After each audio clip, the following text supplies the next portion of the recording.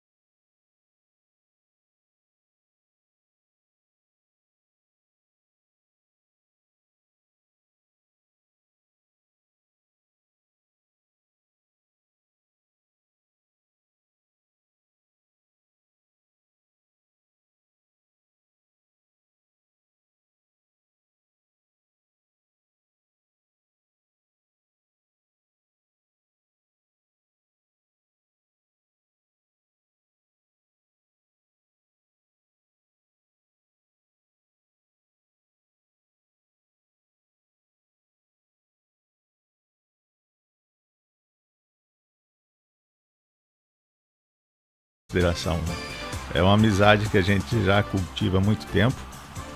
E como você disse, né, o Machado está chegando, ele está com o Antônio. O filhinho dele, o Luciano, está na fila da vacina, cara. Na fila da vacina. 6 anos, está vibrando, porque vai receber a vacina e vai poder interagir com os coleguinhas, com os priminhos. E o nosso convidado aqui é uma pessoa muito especial, Luciano. Eu queria que você fizesse até não sei se tem alguma musiquinha de uma vinheta, mas eu quero que ele já entre em cena.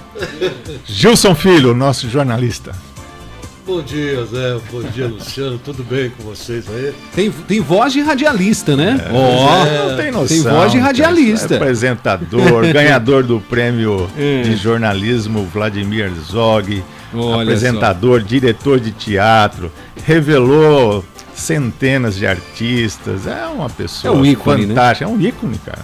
Imagina, não é nada, bondade de vocês são meus amigos, mas estou aqui à disposição, sempre, né, ainda mais honrado participar de um programa ao lado do Zé Alfredo e do Dr. Machado, a quem eu tenho uma admiração muito grande, foi professor de direito do meu filho, do André, não é? E o André não esquece o doutor Machado de forma alguma. Conseguiu, graças a Deus, ele conseguiu absorver um pouco da muita sabedoria que o doutor Machado tem. Que legal. Né?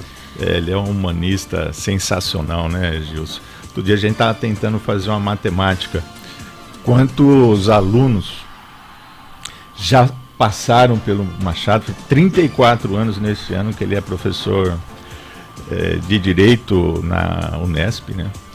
E quantos são juízes, quantos são promotores, quantos são professores, quantos advogam? É uma contabilidade difícil de se chegar, viu, Gilson?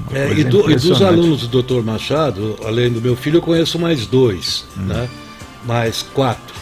E assim, todos os 4 se deram muito bem na profissão, né? Obviamente a gente tem que salientar também os outros professores, né? Sim, claro. Por exemplo, Dr. Sérgio Roxo da Fonseca, que foi professor lá junto com o Dr. Machado, né? Então essa geração teve a oportunidade de ter grandes professores, né? Grandes professores. Você imagina, eu sonho poder ter sido o dia aluno do Dr. Sérgio Roxo. Nossa, né? que cultura. Quanta sabedoria, né? Quanta sabedoria, quanta o Dr. Machado também. E os outros professores, que meu filho formou aqui no COC, nas faculdades COC. A minha nora também é advogada, né? E eu tenho o Dr. Renato, que é formado com meu filho, é juiz de direito no Mato Grosso, juiz de direito lá e tal. Uma turma que se deu muito bem graças aí a esses professores que têm uma consciência extraordinária. E humanista, né?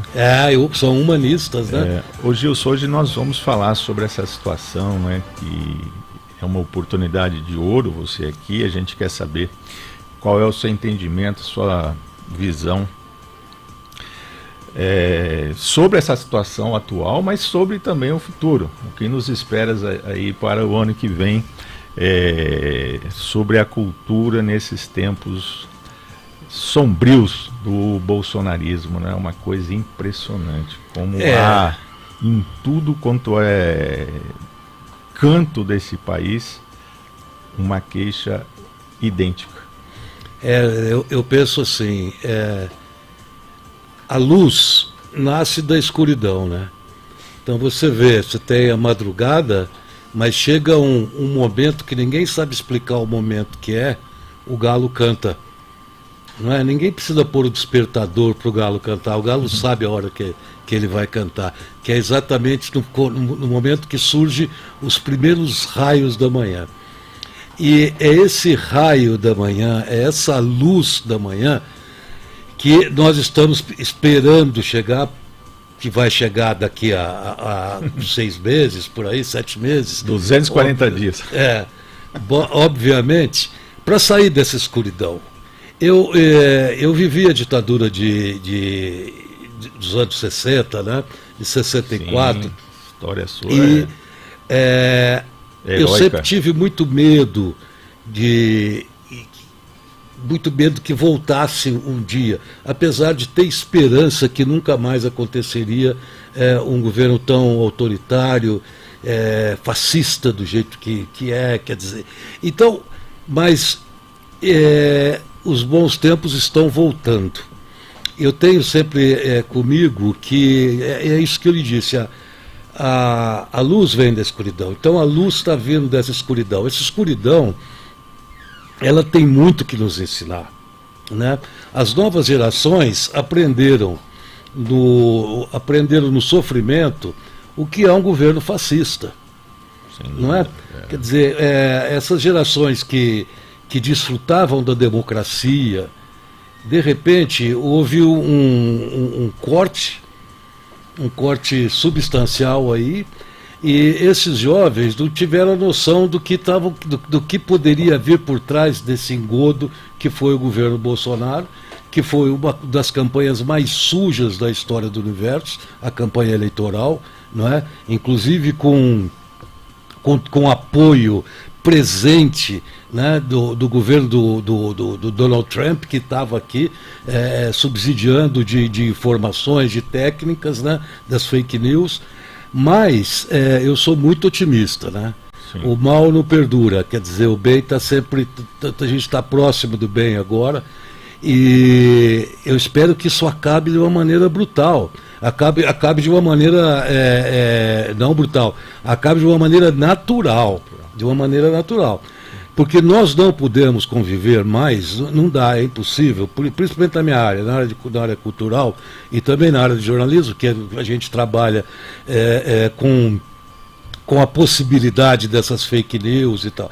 Mas na área de cultura, por exemplo, não é?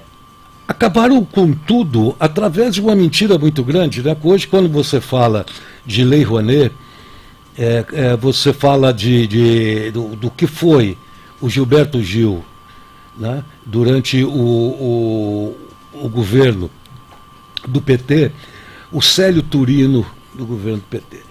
Você me permite contar uma historinha rápida aqui? Você é o nosso convidado especial. No tempo da presidente Dilma, pessoas pobres como eu viajavam, tinham a oportunidade de viajar uma vez por ano de férias. Sim. Certo? Uhum. Então você ia ali na loja, você comprava uma passagem para pagar em 12 meses, você ficava uma semana fora. E nisso eu comecei a falar, dá para pagar. Eu e minha mulher, você dividia em 12 prestações, né? Sem juros, aí viajava. Então eu fui conhecer, que eu não conhecia, conhecer parte do Nordeste, conhecer a Bahia, conhecer Florianópolis, Fortaleza, conhecer Alagoas e tal. Mas o interessante aconteceu na Bahia. Nós compramos um pacote, né, e fomos para uma ilha chamada Ilha de Santo André, que é essa ilha onde ficou a seleção da Alemanha depois, né, do hotel que a gente ficou. E aí, no primeiro dia, né, chegamos lá, vamos sair para andar, tá uma ilha, né?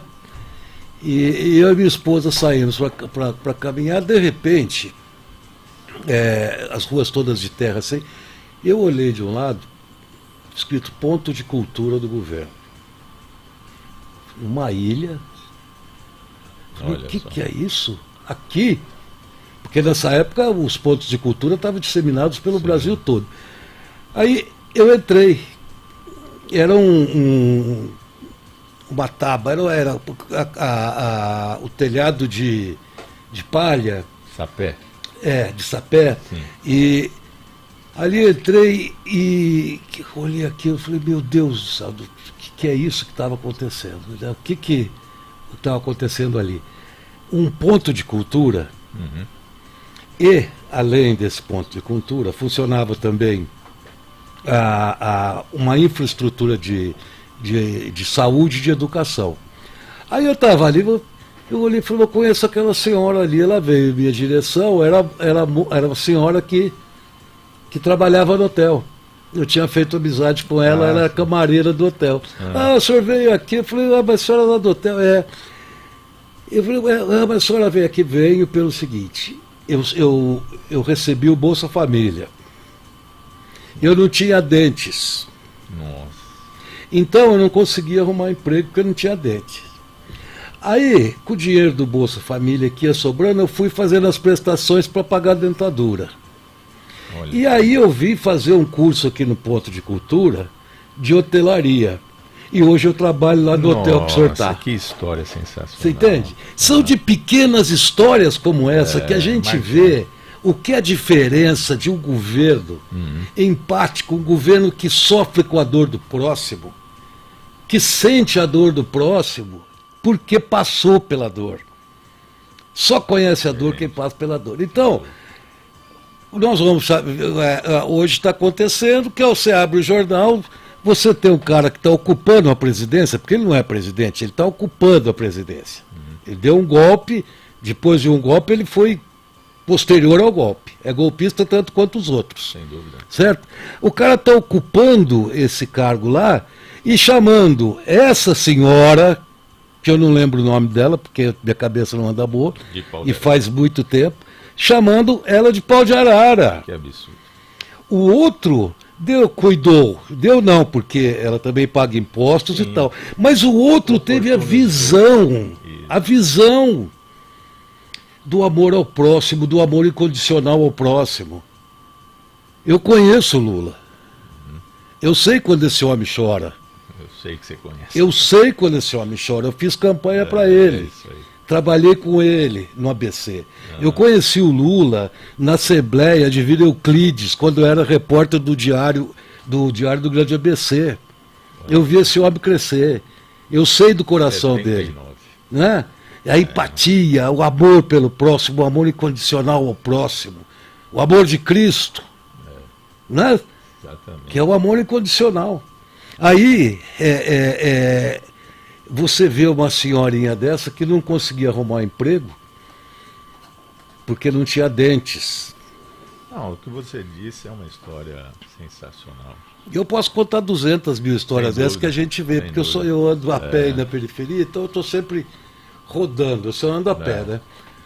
Então, a gente vai colhendo essas histórias. O Gilson, nós temos aqui uma parceria, um convênio com a Frente Nacional de Evangélicos, que a Rede Fé é uma rede, né, de transmissão de Altinópolis, enfim, Serrana, bem extensa, e que ela tem como seu principal público os evangélicos, né?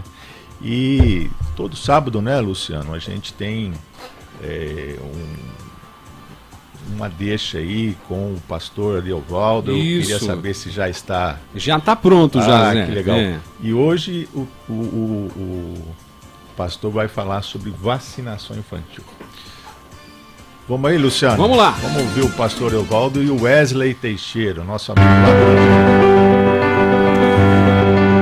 Começa agora o programa Papo de Crente. Apresentação: Wesley Teixeira. Paz do Senhor, Zé Alfredo.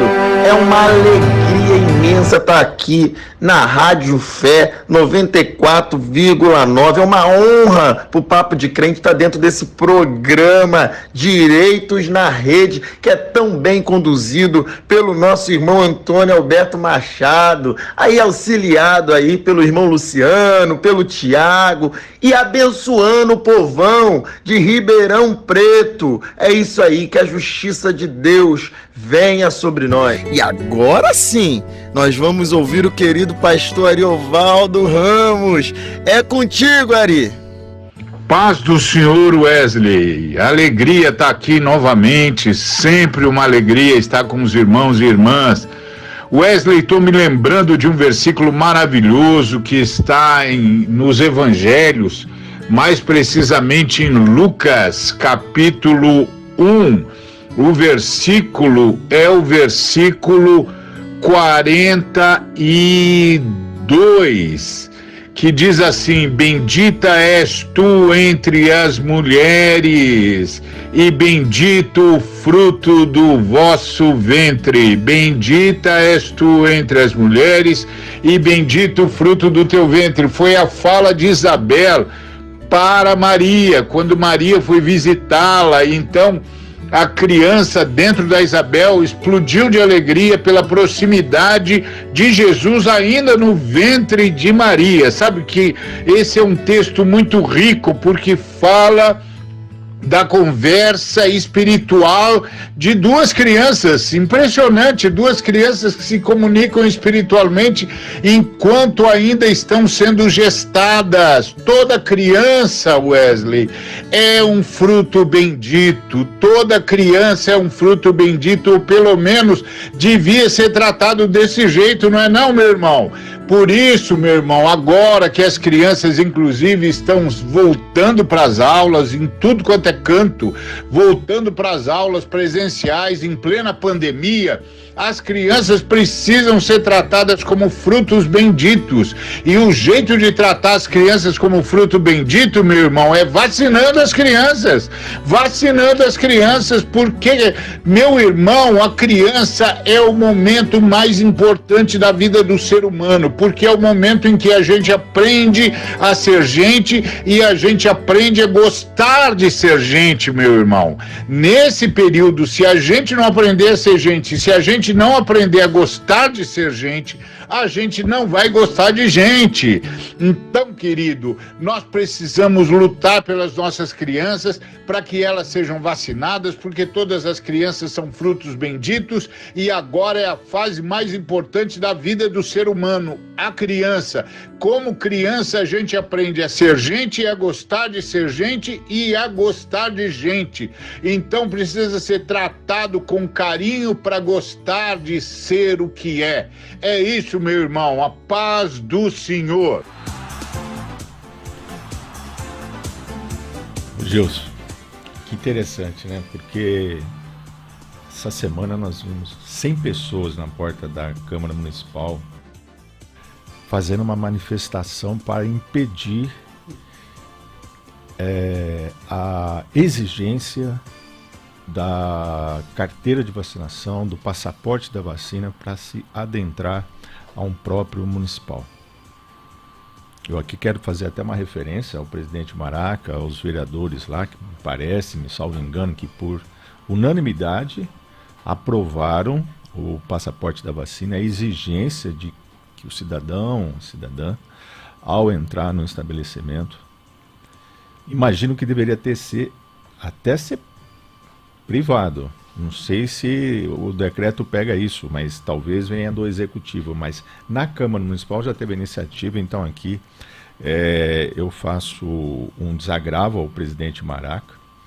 Está rodando um manifesto que o ex-vereador Leopoldo Paulino, que foi 3 vezes presidente da Câmara, está pegando abaixo-assinado e apoio a todos os vereadores, né, vivos, são vários, em apoio a essa decisão, né, do presidente. Não é uma decisão personalista, é uma decisão enquanto uma instituição responsável. Aí, por outro lado, você vê o governo, de novo, tentando convencer a população que o número de mortes de criança é insignificante. Não morreu tanta criança assim porque a média é pouca.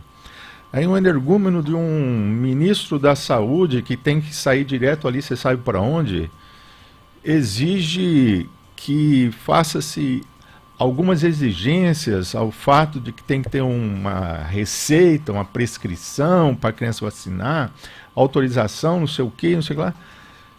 Você, Gilson, como ganhador do prêmio Herzog, Vladimir Herzog de jornalismo, até fundamental, eu queria até que depois você discorresse sobre qual foi, né? Não sei se foi a greve de Guariba ou não estou aqui lembrado, né, o motivo.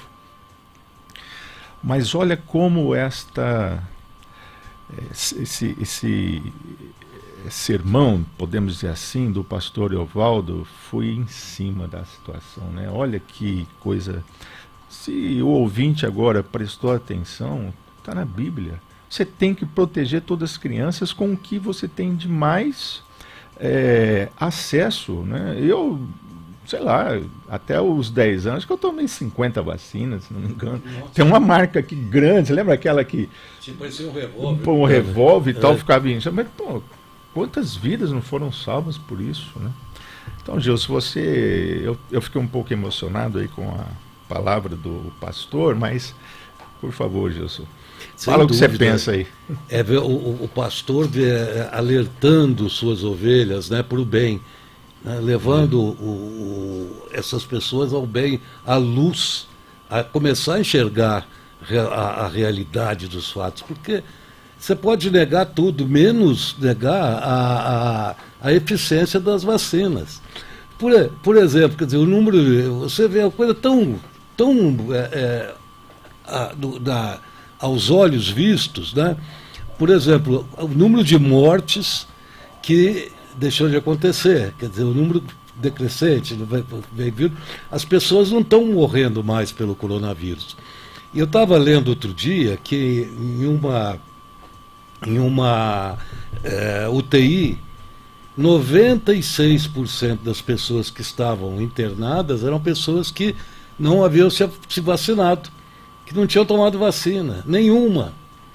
Não é? Então, quer dizer, só observar essa situação, vê que, claro, a vacina não é a grande salvação e tal, não é, mas ela pode ter falhas e tal, mas o importante é que ela te protege, ela não cura, mas ela te protege.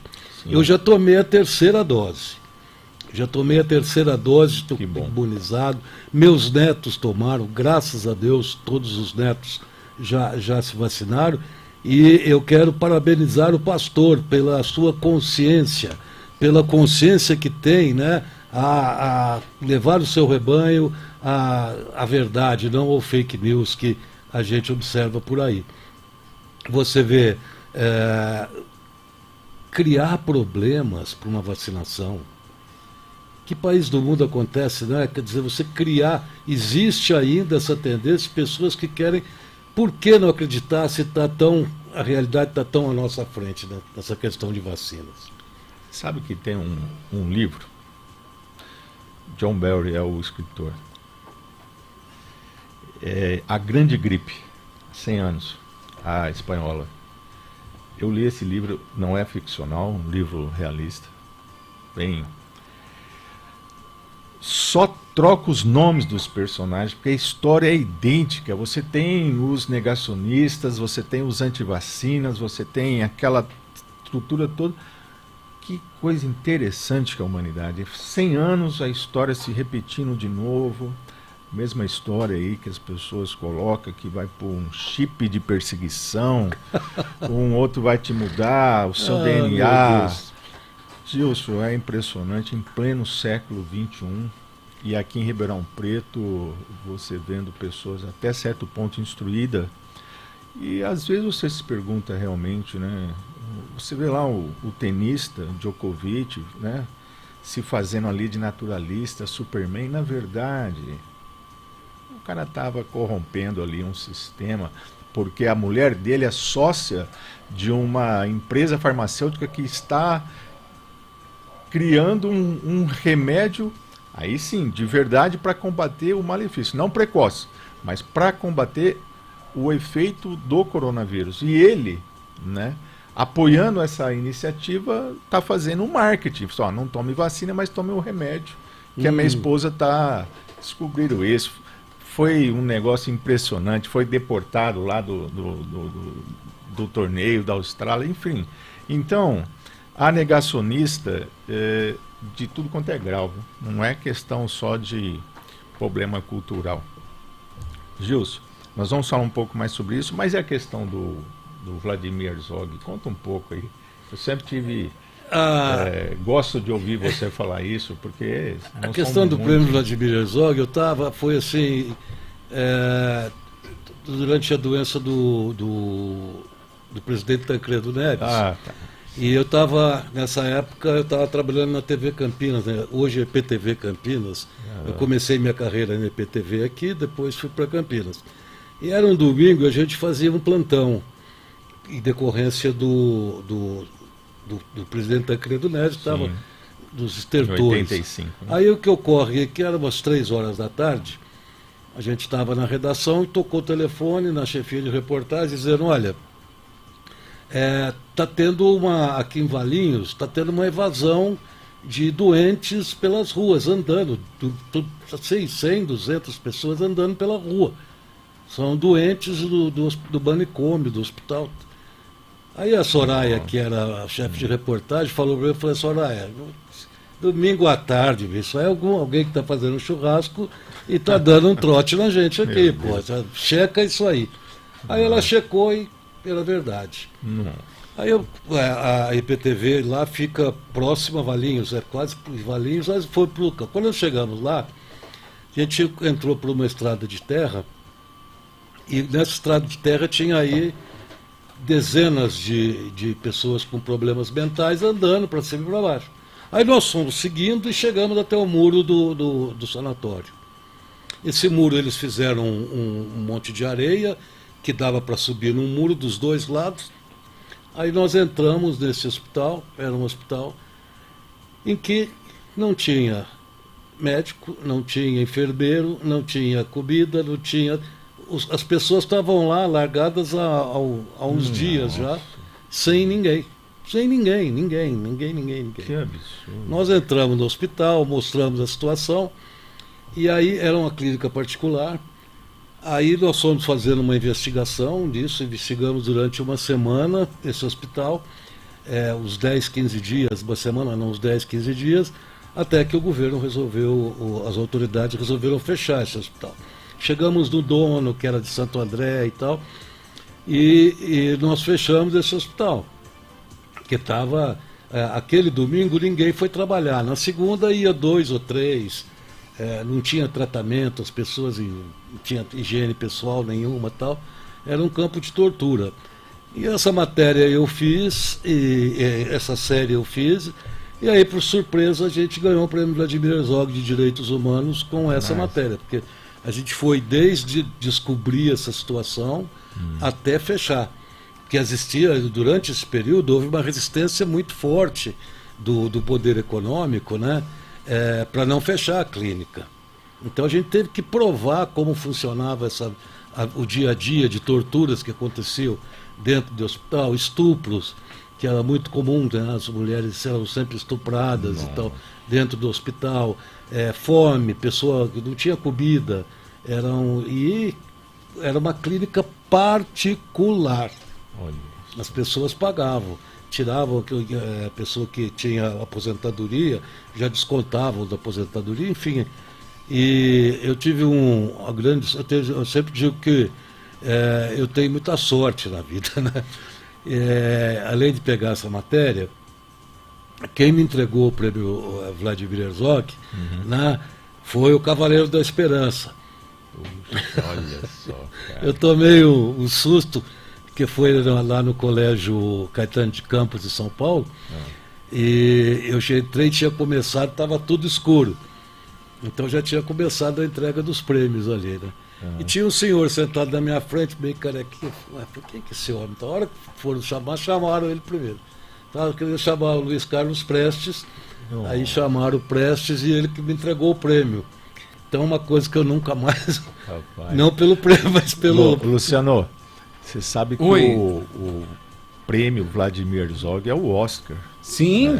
Aqui é o Adriano Assis, que é o seu colega, está ali na técnica, é jornalista. Aqui nós temos o Nando, o Lincoln, vários, né? Todos, quando entram na carreira, anseiam. Como um jogador de futebol quer chegar à seleção, Verdade. Um jornalista quer. E a Maria Prestes, né, que esteve lá no Centro Cultural Newton Mendes Garcia, que foi a companheira, né, até o falecimento do Prestes. Faleceu ontem. Ah, é? Faleceu ontem, rapaz, 91 anos. Viveu bastante e a homenagem, não sei se eu podia ter até falado pro Luciano, né? Tem uma música do Milton Nascimento, Maria Maria, é feita em homenagem a ela. Várias Marias não sabem, cantam por aí sem saber qual que é a verdadeira Maria, mas ela era a destacada, né, pelo Comitê Soviético como a segurança do Cavaleiro da Esperança. Durante muito tempo ela atuou assim, até que depois terminaram juntos.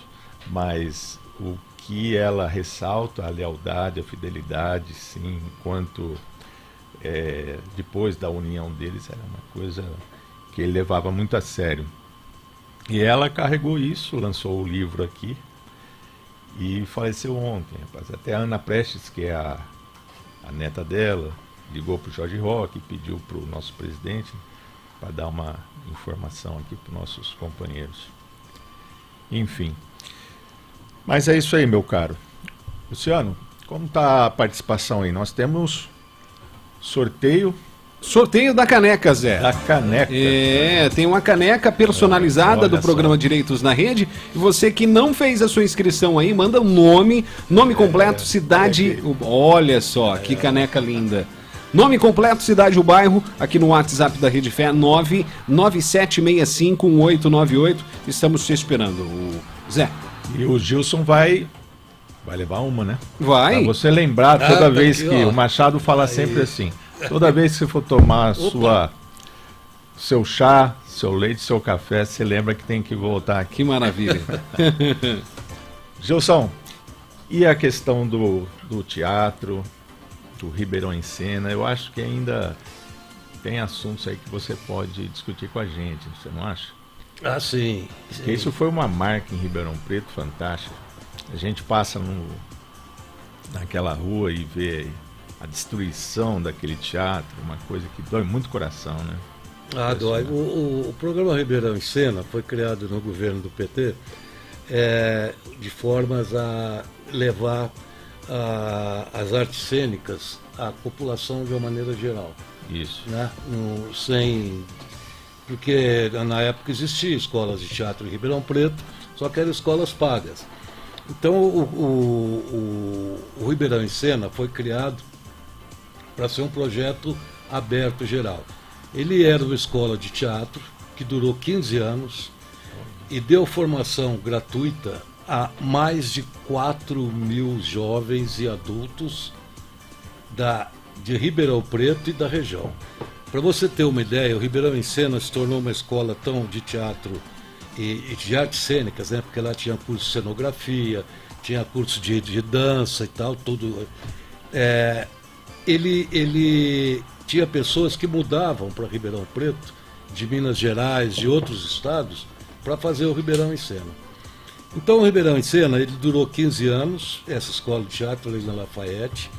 Nós revelamos grandes atores que hoje, atores e atrizes, que estão trabalhando, militando hoje em grandes companhias de teatro no Brasil inteiro, né, que é o caso da Carolina Capacli, filha do Osmar Capacli, a Carol Capacli, enfim, minha memória são tantos que seguiram a carreira, estão fazendo um grande trabalho. O Igor Puchnov, que está na TV Globo fazendo novela, começou aqui, ele trabalha. A Débora teve alguma passagem? A Débora não, a Débora fez o Unicamp. Sim. E a Débora Duboc sempre era assim a mentora do projeto. Né? Tanto é que a gente criou na época o Espaço Cultural Débora Duboc, que era a segunda casa do Ribeirão Cena, né? E deu formação profissional a mais de 4.000 jovens de Ribeirão Preto.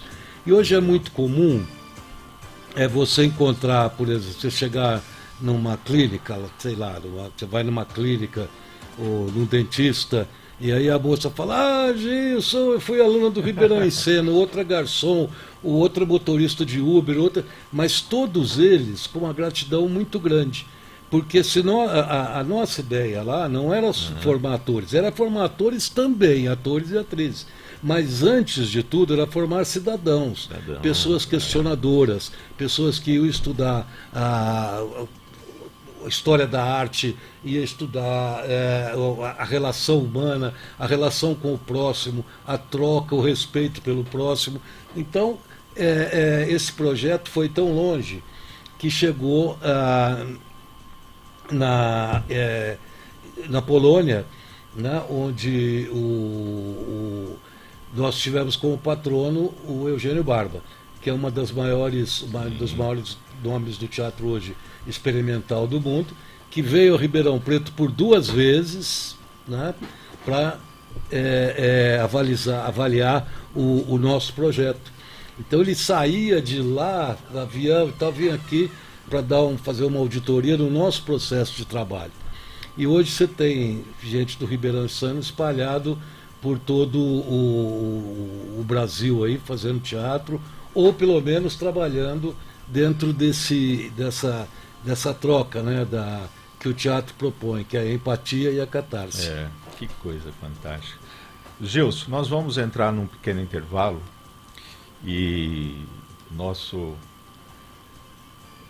condutor aqui do programa, nosso âncora, o Machado, acabou de chegar, você já viu, e nós vamos continuar esse bate-papo, pedir para a técnica aí chamar um pequeno break e a gente já muda aqui. Mas eu tive a honra aqui de entrevistar pela primeira vez Gilson Filho, o homem, um cidadão que recebeu das mãos de Luiz Carlos Prestes o prêmio Vladimir Herzog. Para mim, Gilson, você sabe o quanto eu te respeito, eu gosto de você e só posso aqui dar um grande beijo e daqui a pouco você vai bater bola com o Dr. Machado. Alô, beleza, ótimo. Cadê o Luciano aí? Chama um break aí, Luciano. Aí, doutor. Tudo bem?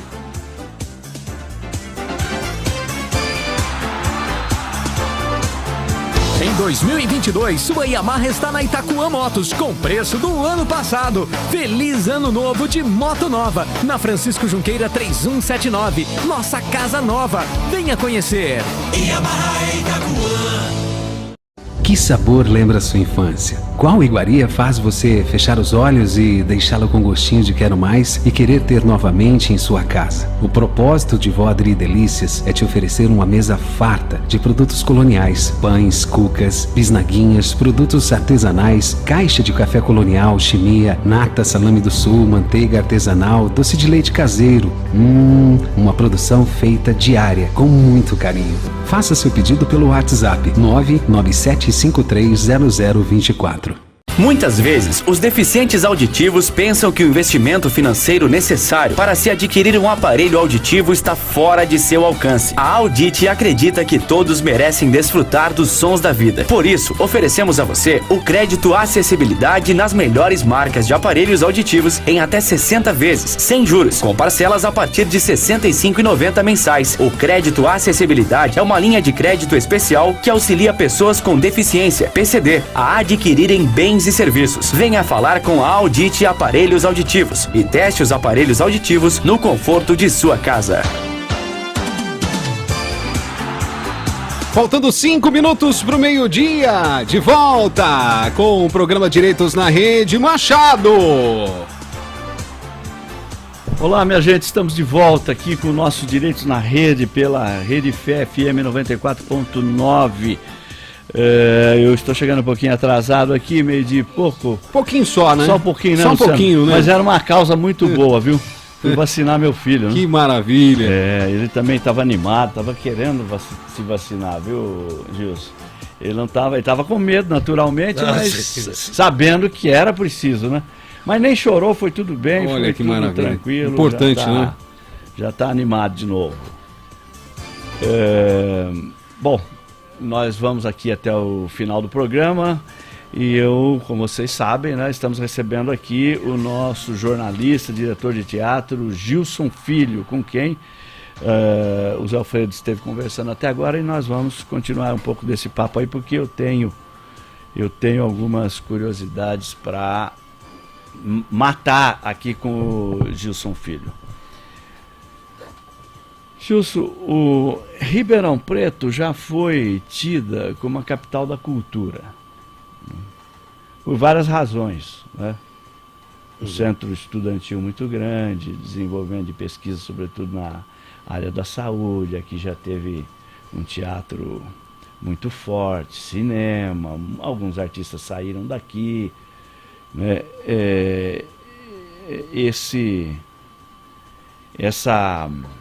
Eu sei que essa fama de Ribeirão Preto é uma fama um pouco, assim, elitista, no sentido que foi definida pela elite ribeirão pretana, que era então quem produzia cultura e consumia cultura aqui, né?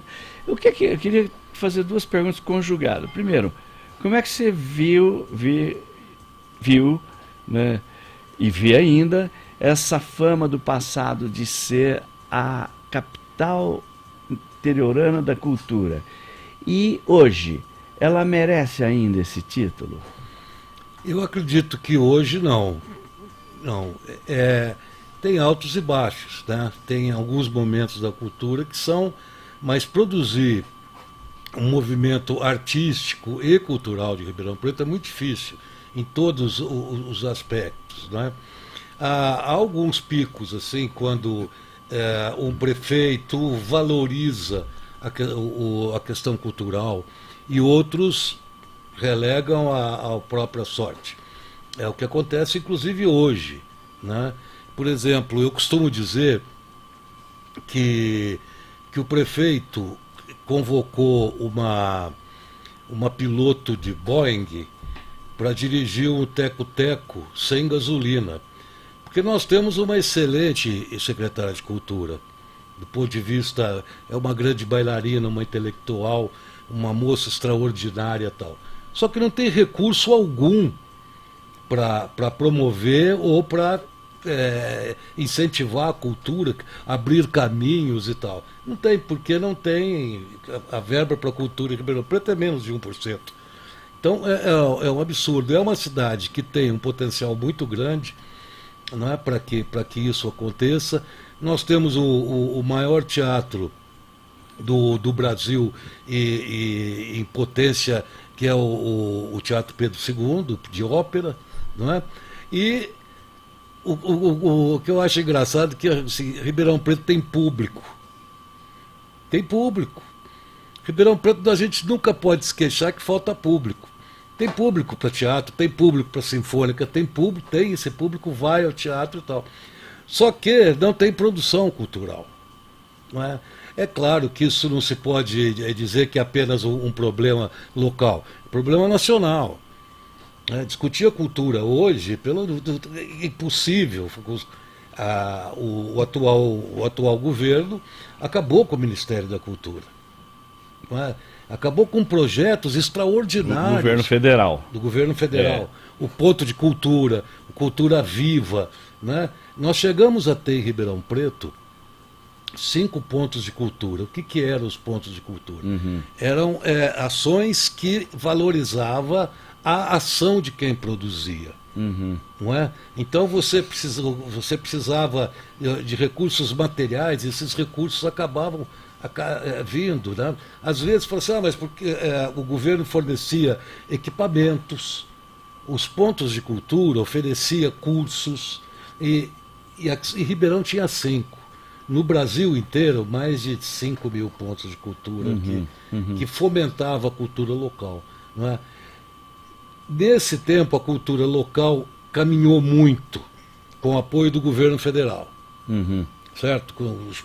Quando o Gilberto Gil e o Célio Turino, que criou esse projeto, o professor da Unicamp, Célio Turino, que desenvolveu essa ideia, e com todo o apoio do Gilberto Gil. A ideia dos pontos de cultura? Dos pontos de cultura. Do cultura chamado Cultura Viva, hoje implantado em mais de 40 países do mundo. O Célio vive viajando aí para cima e para baixo, levando esse projeto, como funciona. Mas foi a criação do Gilberto Gil, que foi o que era ministro da Cultura. Né? Eu me lembro que foi dada a ele, na época, a opção de construir prédios para a cultura no Brasil inteiro. Não, mas prédio tem. O que não tem, né? Aí já entrava uma questão de construções e tal, que não, mas ele acabou implantando um projeto, não é, que é ágil, a coisa andava, funcionava e tal. Depois disso, Ribeirão Preto praticamente não existe apoio algum. Nada. No setor cultural, a gente sabe que a Secretaria de Cultura existe porque ela fica ali no São Bento, mas não funciona absolutamente nada. E não é culpa da secretária, nem dos funcionários. O problema é que não tem nenhum recurso. Não tem investimento. Não tem investimento. Eu acho que até sem investimento a gente vive, claro que é impossível, mas o mínimo é ter um olhar para a cultura. Ter um olhar, ter o respeito, receber, conversar, trocar, dialogar. Não existe isso.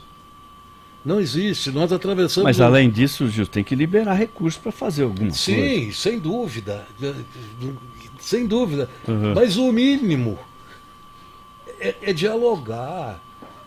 Porque talvez dialogando eles vão entender que há necessidade de investimento. É claro que eles sabem.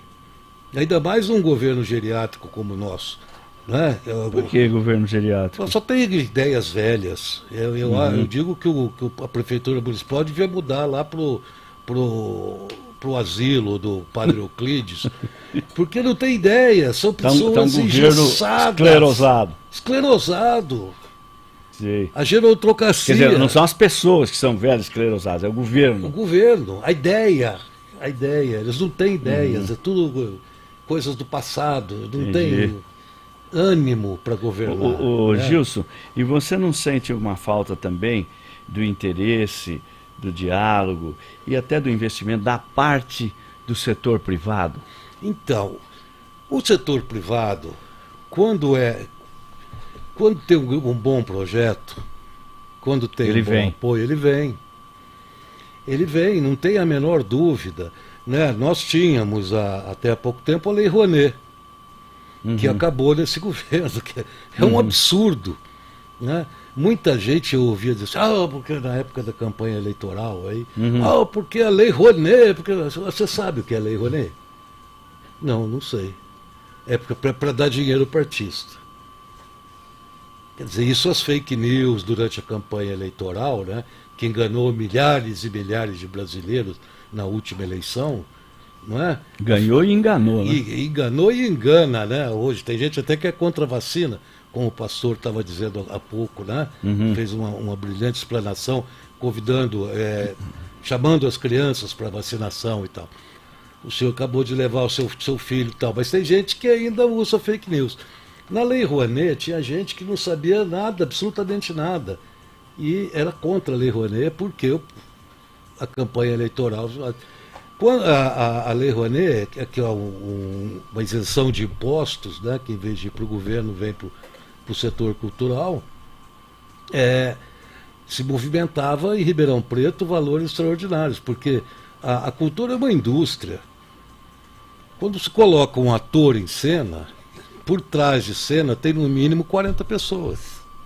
Desde o autor, ao iluminador, ao cenotécnico, ao cara do jornal, ao que faz a publicidade, entendeu? A camareira, o maquiador, o cabeleireiro, o cenógrafo, o cenotécnico, o autor.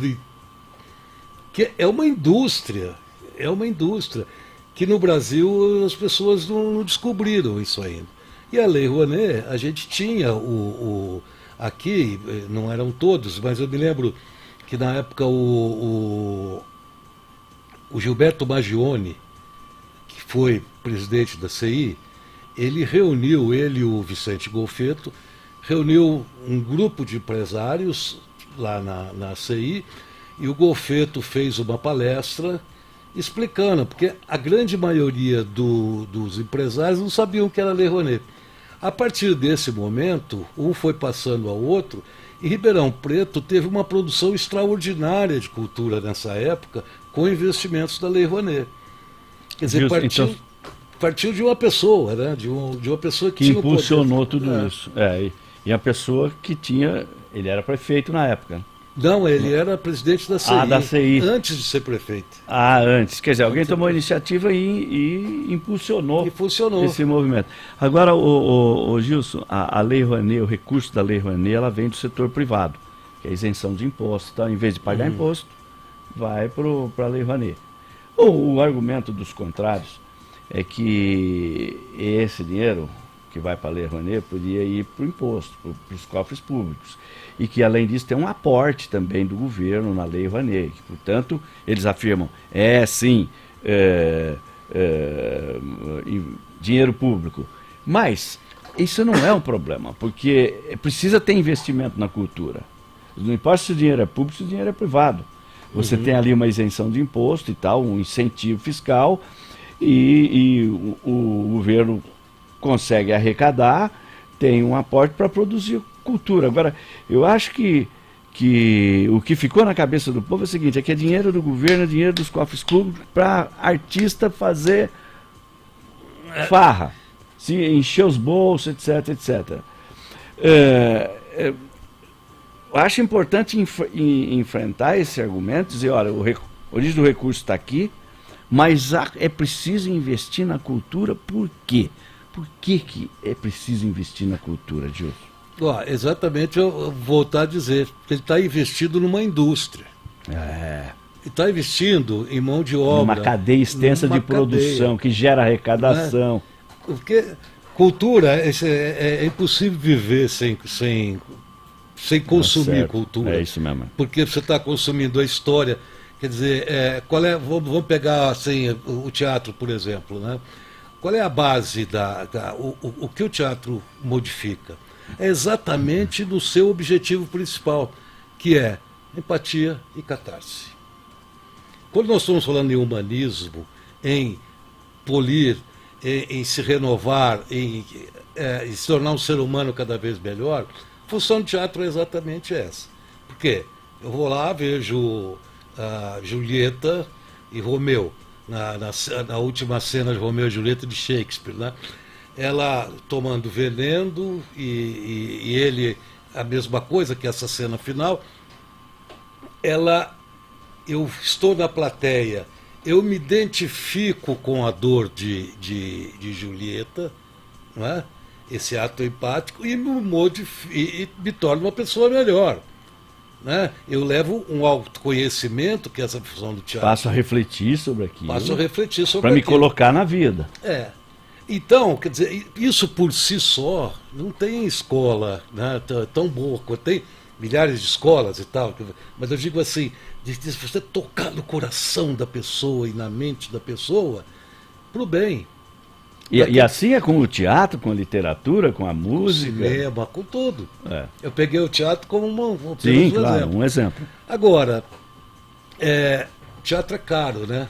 Então, esses investimentos que vinham através de Lei Rouanet não enchiam o bolso de ninguém, não. Chico Buarque, que pegaram o coitado para crucificar, Chico Buarque nunca precisou disso. Precisa de Lei Rouanet. Outro dia disseram que a Ivete Sangalo usava a Lei Rouanet. Nunca usou, nem precisa. O que acontece com a Lei Rouanet?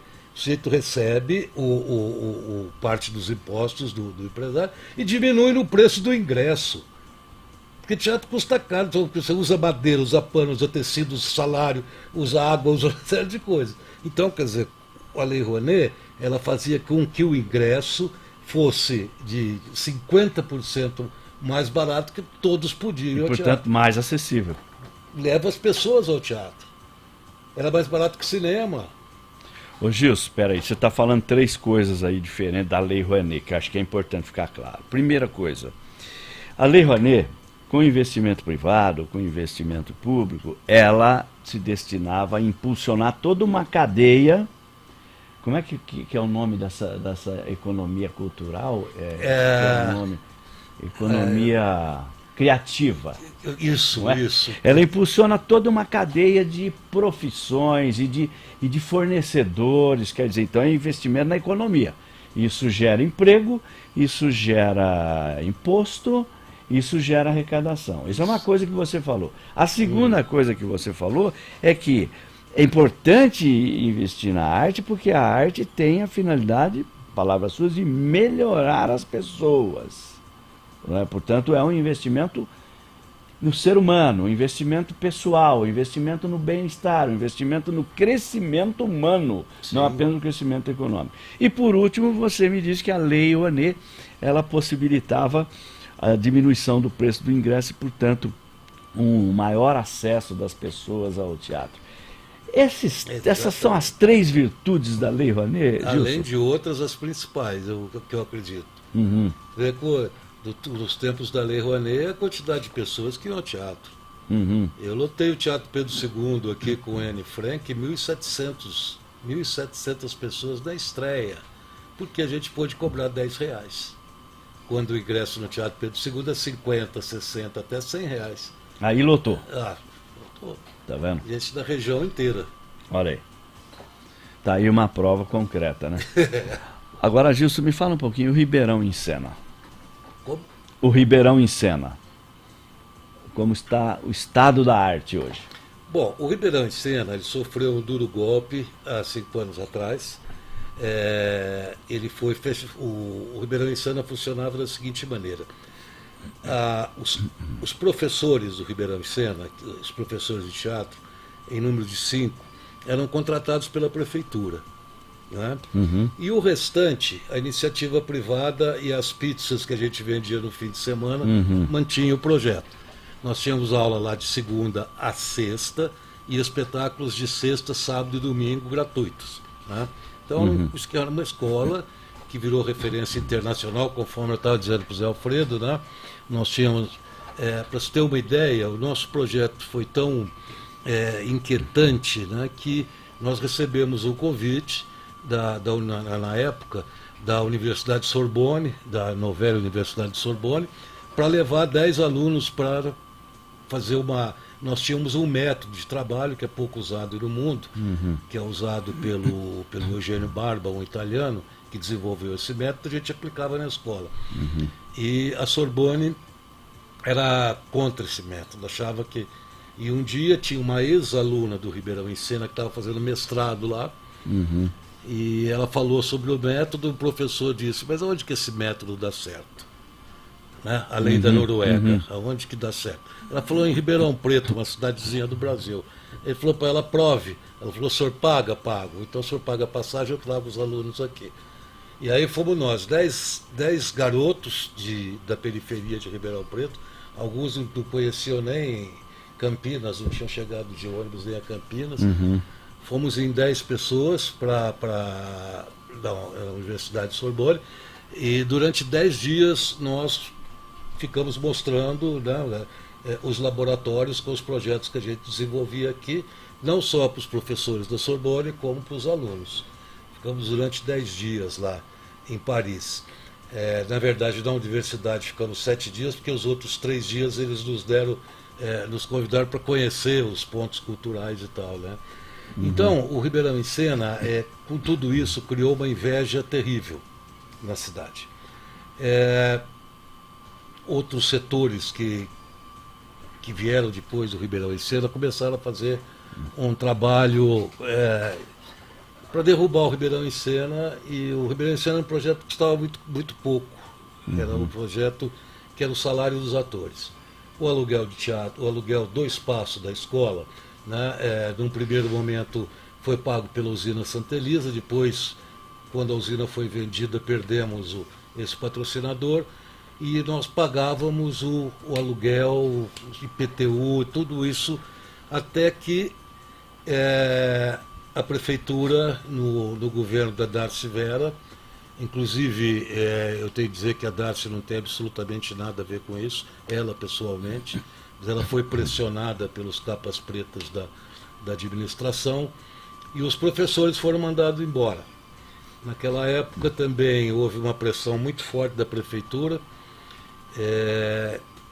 tinha acontecido aquele problema na boate de Santa Maria, que fogo, e os bombeiros foram lá, a gente fez um investimento muito grande, não nosso, mas vendendo pizza, com ingressos e tal, construímos, conseguimos tal, mas no finzinho as pessoas que trabalharam para acabar com o Ribeirão em Sena, porque tinham projetos pagos que a gente tirava alunos deles e tal, e o que ocorreu que eles não conseguiram fechar o teatro com o corpo de bombeiros, que a gente acabou fazendo uma reforma, e depois eles conseguiram demitir os professores. Olha. Aí demitiram os professores, não tinha como, e o projeto acabou, mas nós demos formação a mais de 4.000 alunos lá, gratuitamente. Então tem frutos por aí. Nossa, se tem gente fazendo novela na Globo, tem atrizes dos melhores grupos, os grupos mais inquietantes de São Paulo, como o Grupo Tapa, tem 2 atrizes, tem Curitiba, sem contar os outros que foram motivados a fazer uma faculdade depois, né? Pessoas que não tinham esse recurso, que acabaram, mas é o que eu digo, os que não se viraram doutores e tal, viraram bons garçons, viraram bons pedreiros, viraram bons vendedores de loja. Por quê? Porque passaram por um processo, né, de formação, de crescimento, aperfeiçoamento, e foram se dar bem na vida em diversas atividades. Olha, eu estou aposentado, eu saio na rua e aí eu encontro as pessoas assim, professor, patrão, que acabou o projeto, nossa, agora eu queria que meu sobrinho fizesse, que não sei o quê, porque eu fiz. Na internet mesmo, todo dia tem agradecimento de pessoas que se deram bem na vida passando pelo Ribeirão em Cena. Muito bem, parabéns, Gilson. Ô Gilson, nós estamos sobre a hora. Eu queria me penitenciar primeiro por ter atrasado um pouco, mas Imagina. era uma causa boa, né?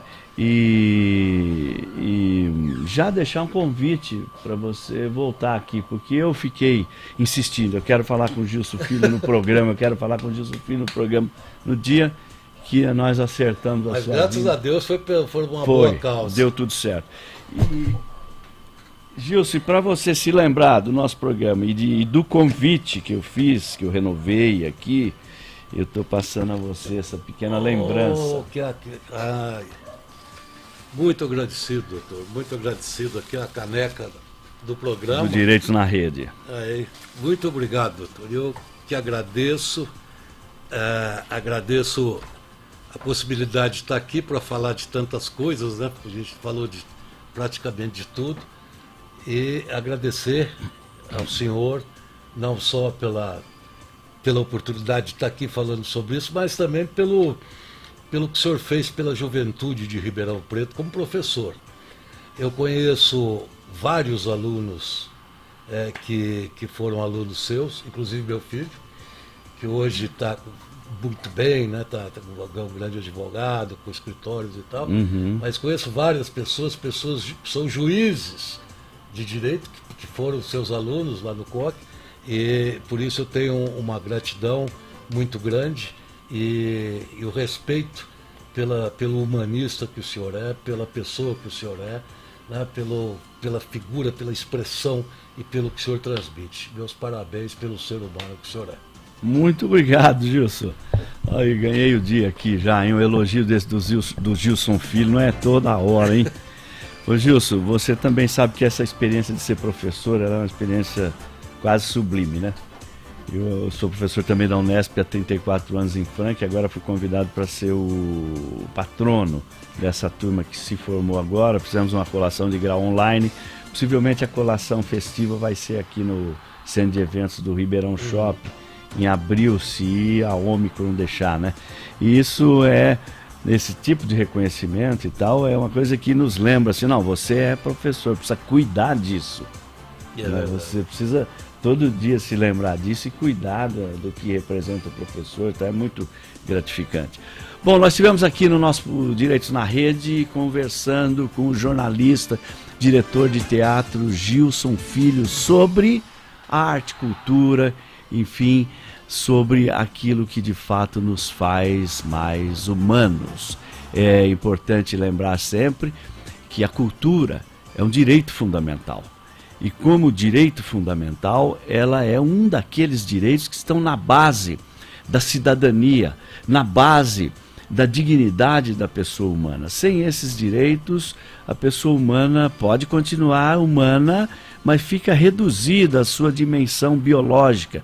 Portanto, os direitos fundamentais, entre eles o direito à cultura, são aqueles direitos que conferem a todos nós a dignidade, e a cultura especialmente é aquele setor do conhecimento humano, da atividade humana, que nos ajuda a compreender melhor o mundo e a nos colocar no mundo e a superar as nossas angústias e a superar as nossas dificuldades existenciais. Portanto, cultura é um direito fundamental, e a cultura é fundamental para que nós tenhamos de fato uma cidadania plena e a dignidade de vivermos no mundo como seres humanos, conscientes do seu papel, da sua trajetória, do seu momento e das finalidades pelas quais nós passamos aqui. A cultura é que nos ajuda a refletir sobre tudo isso e que, portanto, como eu disse, nos faz mais humanos. Bom, este foi o Direitos na Rede. Eu agradeço muito, imensamente, a presença do jornalista e diretor de teatro Gilson Filho, que esteve aqui conosco discutindo essas questões todas. Agradeço a minha equipe técnica, o Luciano Nascimento, que está aqui na minha frente, pilotando a ilha. Luciano, tinha caneca para sorteio, Luciano? Tem uma caneca aí, tem um sorteio. Vamos nela, então? Vamos lá. A Fernanda Souza, que está faturando essa caneca linda. Fernanda, você pode estar retirando aqui, tá? João Pascoalinho 89 no Parque Bandeirantes, parabéns. Finalizando Direitos na Rede, de volta no próximo sábado, Machado.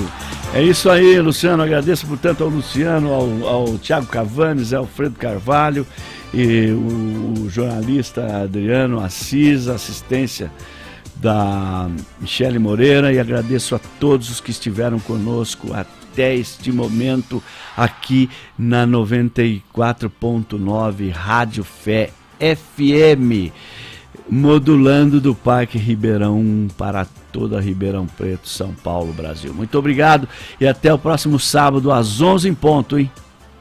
Aqui a gente pensa o tempo